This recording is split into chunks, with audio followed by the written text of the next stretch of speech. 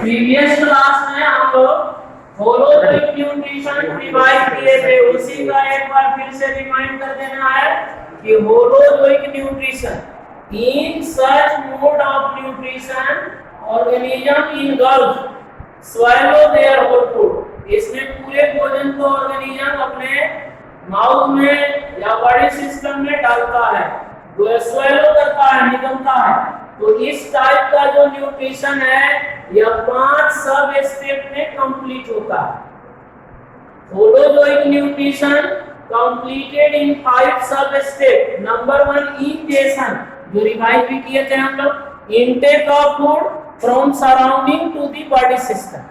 Digestion भी revise किए थे, यानी ब्रेक डाउन होता है, टूटता है कॉम्प्लेक्स फूड किसमें, सिंपलर फॉर्म में। हम लोग रिवाइज किए थे कि जैसे मान लीजिए हम लोग रोटी खाते हैं, चावल खाते हैं, या ब्रेड लेते हैं, मकई लेते हैं, पोटैटो, सब में क्या है, स्टार्च है।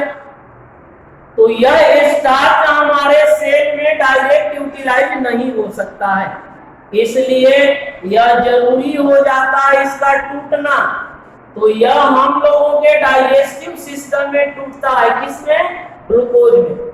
ग्लूकोज इसका इन प्रोडक्ट है डाइजेशन का, सबसे लास्ट का जो प्रोडक्ट है, जो फाइनली सब टूटकर ग्लूकोज में चेंज होते हैं, तो वह ग्लूकोज यूजेबल फॉर्म है, वही ग्लूकोज एनर्जी में कन्वर्ट होता है।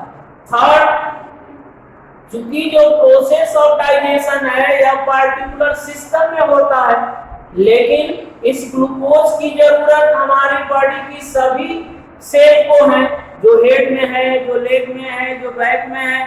तो इसलिए यह जो डाइजेस्टेड फूड है, जो इन प्रोडक्ट है, यानी जो ग्लूकोज हुआ, यह ग्लूकोज को ब्लड के द्वारा पूरे बॉडी में क्या किया जाता है, पहुंचा दिया जाता है।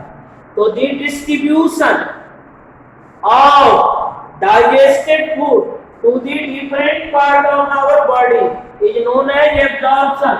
Absorption का दूसरा मीनिंग हो गया डिस्ट्रीब्यूशन। डाइजेस्टिव सिस्टम से पूरे बॉडी में डिस्ट्रीब्यूट कर देना, पहुंचा देना, एब्जॉर्प्शन हुआ। उसके अलावा एसिमिलेशन, जो डाइजेस्टेड फूड है यह यूजेबल केमिकल्स में चेंज हो जाता है, कुछ बायोकेमिकल्स में चेंज हो जाता है, और इसी बायोकेमिकल से हमारे बॉडी पार्ट का रिपेयर होता है या ग्रोथ होता है। और लास्ट हो गया इजेशन, जो डाइजेस्ट नहीं हुआ इसका removal, elimination from the body to the outside. तो egestion means removal of undigested food from outside the body. तो इस तरह से हम लोग इस मोड ऑफ न्यूट्रिशन का अगेन रिवाइज कर लिया। अब जो है सो हम लोगों को नेक्स्ट जो हेडिंग रिवाइज करना है वह क्या है, न्यूट्रिशन इन प्लांट्स। प्लांट्स में न्यूट्रिशन, पौधे अपना पोषण न्यूट्रिशन कैसे प्राप्त करते हैं। ठीक है, पौधे न्यूट्रिशन इन प्लांट। लेकिन इससे पहले न्यूट्रिशन इन प्लांट पढ़ने से पहले एक क्वेश्चन हम लोग पढ़ लेंगे, व्हाट आर न्यूट्रिएंट्स। न्यूट्रिएंट्स क्या हैं, व्हाट आर न्यूट्रिएंट्स।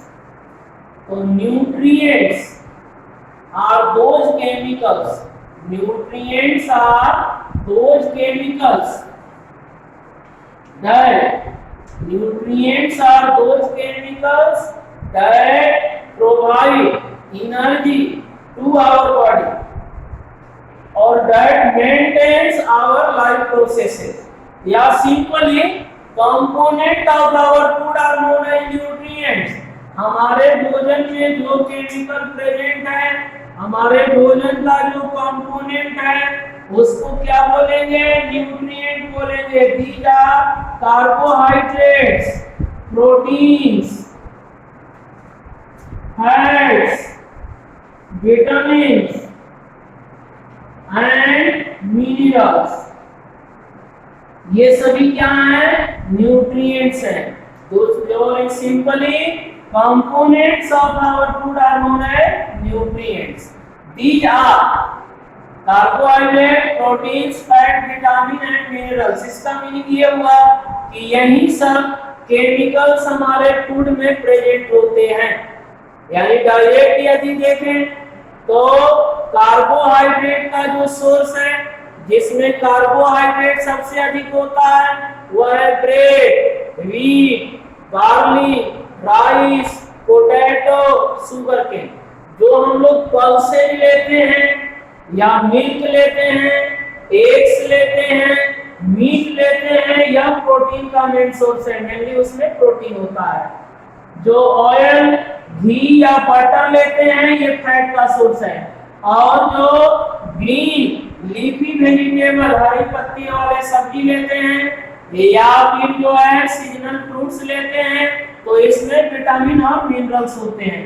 तो जो हमारा फूड है यह इसी केमिकल से मिलकर बना होता है, या जो हम भोजन लेते हैं इसमें यही केमिकल प्रेजेंट होते हैं। और इस केमिकल को क्या बोलेंगे? न्यूट्रिएंट्स। यदि इसका कैटेगरी हम लोग करें तो इसको 3 ग्रुप में बांटा गया है। वैसे न्यूट्रिएंट जो एनर्जी प्रोवाइड करते हैं, जो हमारे बॉडी में एनर्जी के मेन सोर्स हैं, तो इसमें कार्बोहाइड्रेट्स और जो फैट्स है यह एनर्जी का मुख्य सोर्स है। दूसरा हो गया जो बॉडी पार्ट का फॉर्मेशन करता है, जो बॉडी का निर्माण करता है, बॉडी को बिल्डअप करता है, तो उसमें प्रोटीन है। प्रोटीन से ही हमारे बॉडी के सेल बनते हैं, मसल्स बनते हैं, या बॉडी पार्ट टूट गया, कट गया, उसका रिपेयर होता है।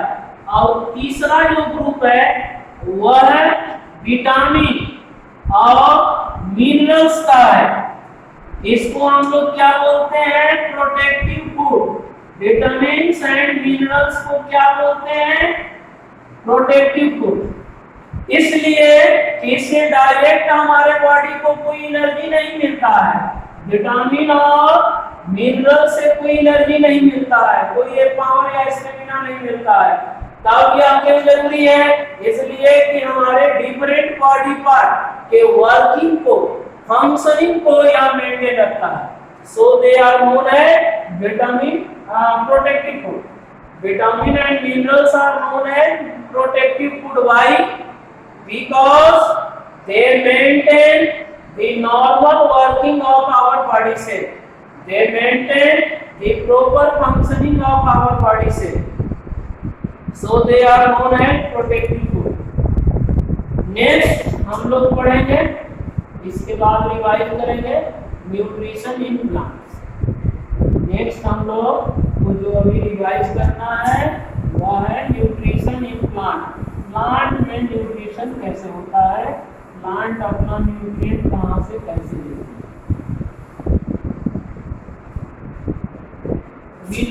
अभी हम लोग पढ़े, पिछले क्लास में भी पढ़े थे, इसके पहले भी पढ़े कि सभी जो ग्रीन प्लांट्स हैं वह क्या हैं? फोटोसिंथेटिक हैं। यानी all plants, mainly green plants, all plants, all green plants.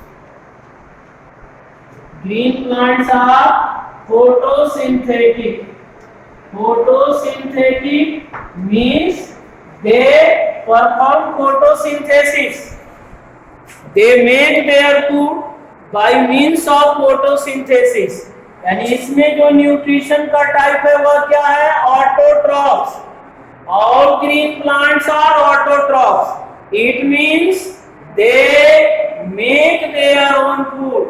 They synthesize their own food by the means of photosynthesis. ये फोटोसिंथेसिस के द्वारा अपना भोजन बनाते हैं। तो generally food making process of the plant, plant में जो भोजन बनाने का मेथड है, जो फूड मेकिंग प्रोसेस है, इसी को हम लोग क्या बोलते हैं? फोटोसिंथेसिस बोलते हैं। तो all green plants are photosynthetic. ये फोटोसिंथेसिस के द्वारा अपना भोजन बनाते हैं। फोटोसिंथेसिस का परिभाषा, और या photosynthesis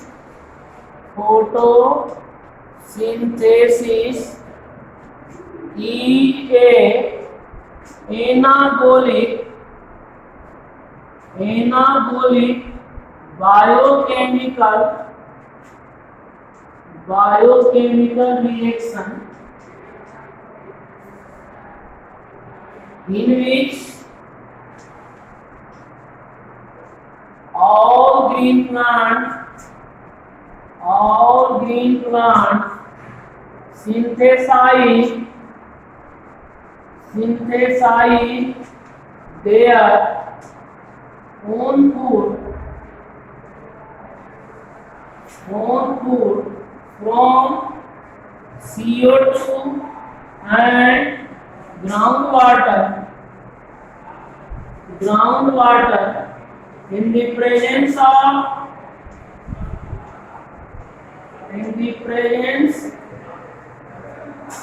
of sunlight in green colored part.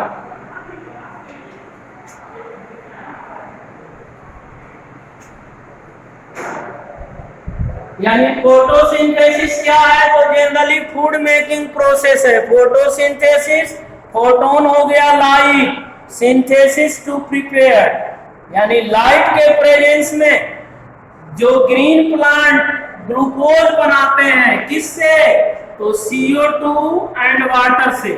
CO2 and water से ग्रीन प्लांट लाइट के प्रेजेंस में ग्लूकोज बनाते हैं। इस प्रोसेस को क्या बोलेंगे? फोटोसिंथेसिस। यानी इसको हम लोग समराइज करें इक्वेशन में, तो इस तरह से ये हो जाएगा आपका इक्वेशन।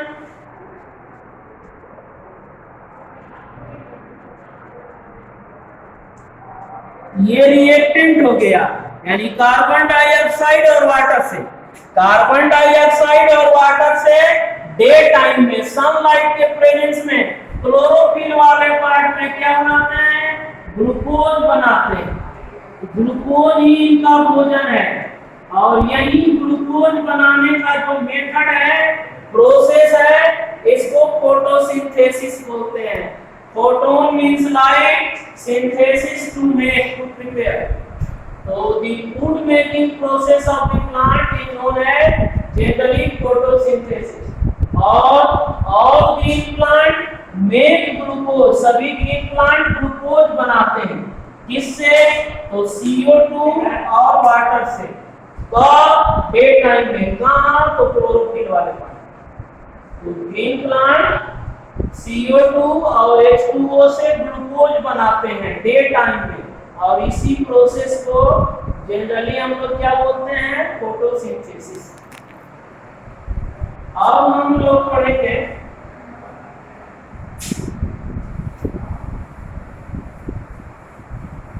इस परिभाषा के बाद। अभी हम लोग क्या पढ़ेंगे कि फोटोसिंथेसिस कहाँ होता है और क्यों होता है। अभी तो पढ़े कि ग्रीन कलर पार्ट में होता है, लेकिन क्यों? तो क्वेश्चन हो जाएगा, where does the process of photosynthesis takes place?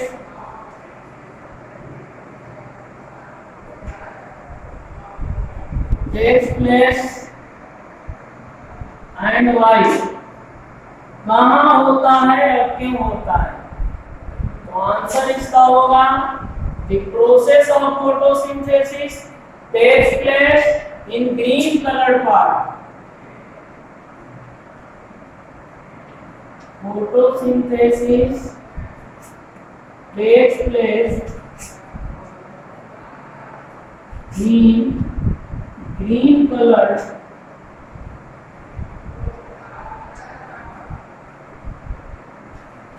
part of the plant, mainly in leaves, तो ग्रीन कलर पार्ट में होता है, मैनी लीव्स में होता है। लेकिन अब सेकेंड पार्ट क्यों, यही क्यों होता है? प्लांट में जब इतने सारे पार्ट्स हैं तो इसी पार्ट में क्यों होता है? Because in green parts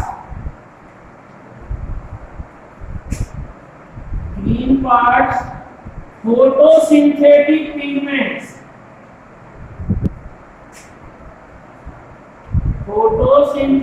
pigments light को जो एब्जॉर्ब करने वाले पिगमेंट्स हैं, फोटोसिंथेटिक पिगमेंट्स प्रेजेंट होते हैं, नेमली क्लोरोफिल, xanthophyll एंड कैरोटीन। इस पार्ट में लाइट को एब्जॉर्ब करने वाले पिगमेंट प्रेजेंट होते हैं, इसीलिए जो प्रोसेस है फोटोसिंथेसिस का वह इसी पार्ट में होता है। 11 बज जाएगा ना तो बंद कर दीजिएगा, 11 बजे से लाइव क्लास देना। तो इस पार्ट में यह फोटोसिंथेटिक पिगमेंट होते हैं, ये और ये क्या करते हैं? लाइट को एब्जॉर्ब। इसीलिए फोटोसिंथेसिस हमेशा कहाँ होता है? तो ग्रीन कलर्ड पार्ट में होता है, ग्रीन कलर्ड पार्ट में ही होता है। सर थोड़ा सा लिख लेने दीजिए, थोड़ा सा थर्ड है, कल के लिए देख कर रहे हैं, थोड़ा रुक है, थोड़ा सा मान लीजिए पढ़ लेगा।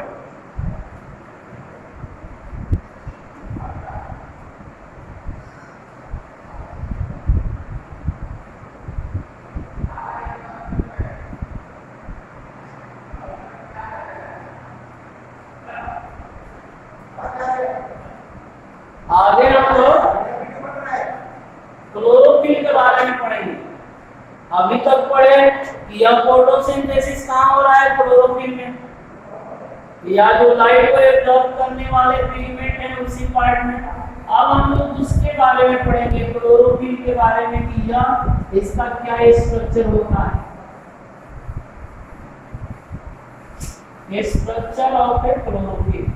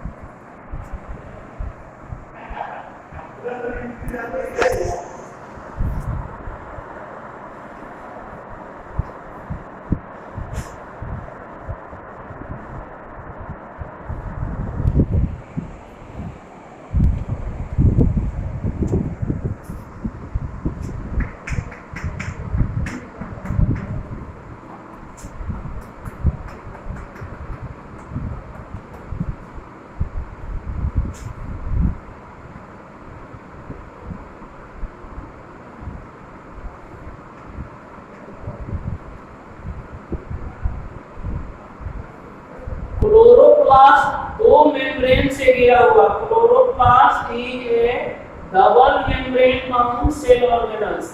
डबल मेम्ब्रेन से घिरा हुआ सेल का एक ऑर्गन है, सेल का एक स्ट्रक्चर जो केवल प्लांट सेल में होता है। कहाँ पाया जाता है? तो केवल प्लांट सेल में। और एक क्लोरोप्लास्ट, एक किसी एक क्लोरोप्लास्ट के दो पार्ट होते हैं, एक क्लोरोप्लास्ट पार्ट्स, दो इसके मेन पार्ट्स हैं। पहला हो गया लैमेलर पार्ट। लैमेलर जो पार्ट हो गया, जो थ्रेड लाइक पार्ट है, लैमेलर पार्ट को हम लोग क्या बोलते हैं? ग्राना। इन विच photosynthetic pigments, photosynthetic pigments like chlorophyll etc present होता है। इसी पार्ट में लाइट को एब्जॉर्ब करने वाले पिगमेंट प्रेजेंट होते हैं, मेनली क्लोरोफिल होता है। फोटोलिसिस ऑफ वाटर, वाटर का जो टूटना होगा यह इसी पार्ट में होगा। और दूसरा जो पार्ट है stroma, is ground substance, ground substance है और क्लोरोप्लास्ट। क्लोरोप्लास्ट का यह क्या है? तो ग्राउंड सब्सटेंस है स्ट्रोमा। तो यहाँ ग्लूकोज का शिफ्टिंग होगा। तो पूरा जो प्रोसेस है फोटोसिंथेसिस का इसी पार्ट में होगा। लाइट यहाँ इस पार्ट में एब्जॉर्ब होगा, यानी वाटर का भी ब्रेकडाउन इसी का पार्ट में होगा। और यहाँ चूंकि क्या होते हैं? स्टोमेटा होते हैं, तो यहाँ ये प्रोडक्ट आएगा, यहाँ से CO2 आएगा और इस पार्ट में स्ट्रोमा वाले पार्ट में ग्लूकोज का फॉर्मेशन होगा। Once again chloroplast, chloroplast double membrane bound cell का स्ट्रक्चर है जो केवल प्लांट सेल में होता है। जो कहाँ होगा? केवल प्लांट सेल में। किसी भी क्लोरोप्लास्ट में दो स्ट्रक्चर है, एक तो ये जो हम लोग को दिख रहा है ब्लॉक की तरफ साइक्लाइट, और दूसरा ये खाली जगह। तो ये इस टाइप के जो स्ट्रक्चर हैं उसको क्या बोलेंगे? ग्राना। इस तरह के स्ट्रक्चर को क्या बोलेंगे? ग्राना। ग्राना वाले पार्ट में ही, यानी यहाँ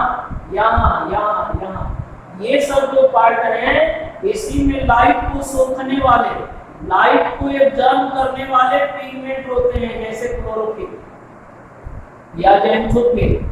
और लाइट एब्जॉर्ब करने का जो काम है, सोखने का काम होगा यही है। उसके बाद यहाँ कुछ केमिकल चेंज होता है, आगे पढ़ेंगे। यहाँ के बाद इसका प्रोडक्ट इस भाग में आ जाता है, यहाँ आ जाता है, यहाँ आ जाता है। इस पार्ट को जहाँ कोई ब्लैंक है, जहाँ डॉटेड पार्ट है, इस टाइप से डॉटेड पार्ट को क्या बोलेंगे? स्ट्रोमा। और स्ट्रोमा वाले पार्ट में ग्लूकोज का शिफ्टिंग होगा, यानी यहाँ जो प्रोडक्ट बनेगा वह यहाँ आ जाएगा और यहाँ फाइनली ग्लूकोज में चेंज होगा।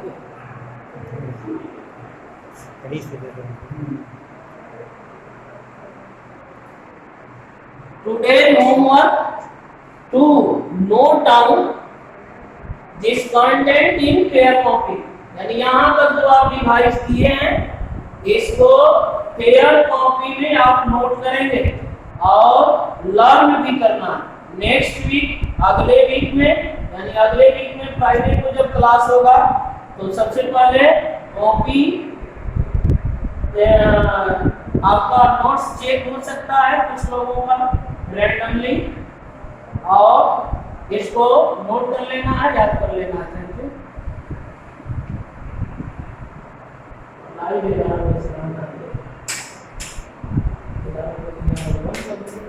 उसी के पास में रहेगा, उसमें से अपना लिख के पढ़ते रहेगा, नहीं वीडियो को पॉज करके अपना पढ़ते रहेगा।